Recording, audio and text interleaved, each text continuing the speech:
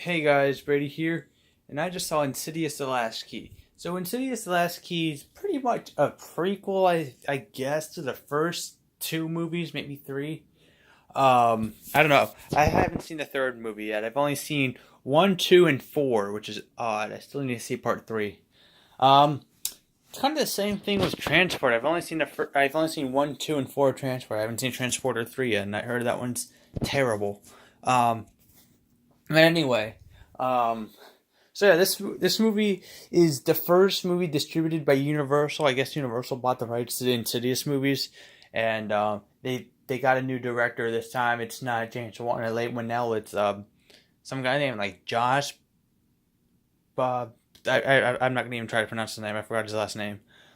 I think it's Josh or it's Jake. I don't know. So pretty much the movie pretty much opens up in the 50s. It opens up with a young uh, Elise, and her father is abusive and stuff like that. And he doesn't like the fact that she could see ghosts. He thinks that she's like lying about all this stuff, and she pretty much runs away. And you see this through flashbacks and stuff like that. And yeah, and now it cuts like years later, and she's now I forgot her name. Hold on. It's now she's now Lynn Shay.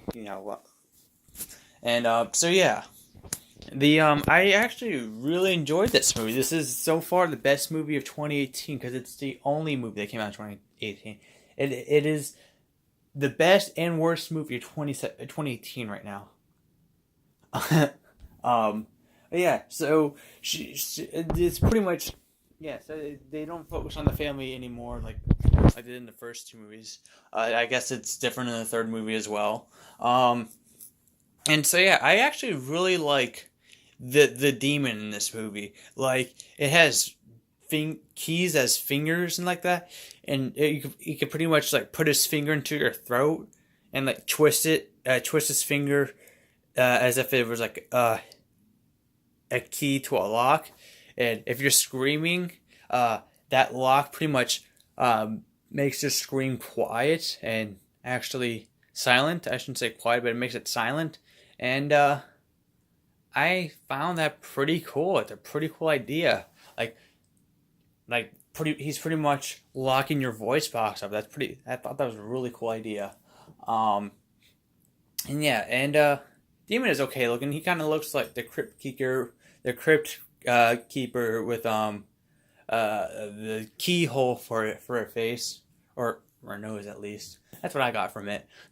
um, and yeah, this movie, like Chris Tuckman said, this movie's pretty ballsy for having the main character not be a bunch of teenagers or 20-something-year-olds. It's pretty much Lynn Shay, who's in her 70s right now, and it's refreshing to see a woman in her 70s carry a movie, let alone a horror movie like this. It was a really refreshing take, or I guess concept for the movie.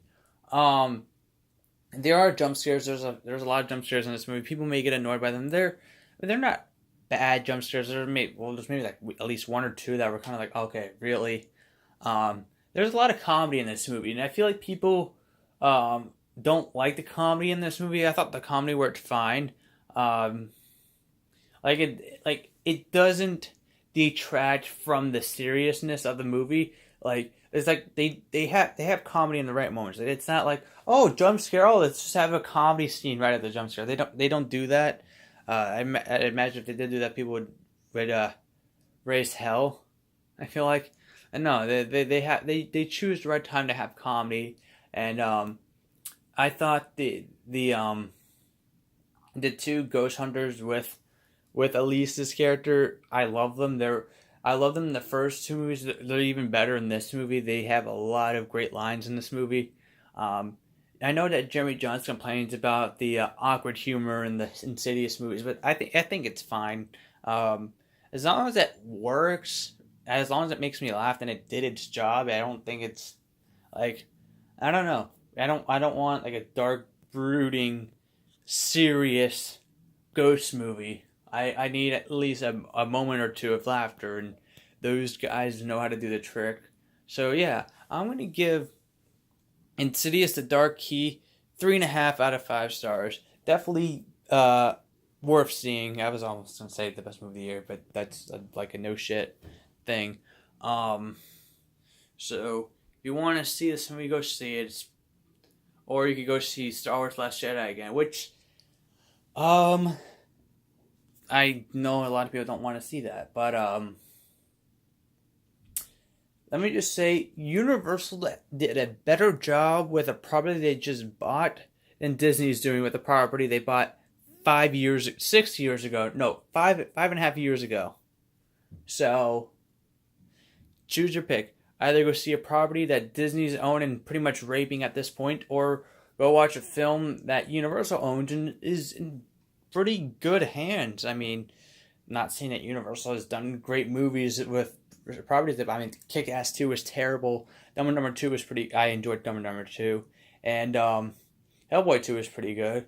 I haven't seen My Big Fat Greek Wedding 2 from Universal, but I didn't hear great things about it, and I really don't care to see it. I didn't really like the first movie that much, so why would I see the second one? But go see this movie. Yeah.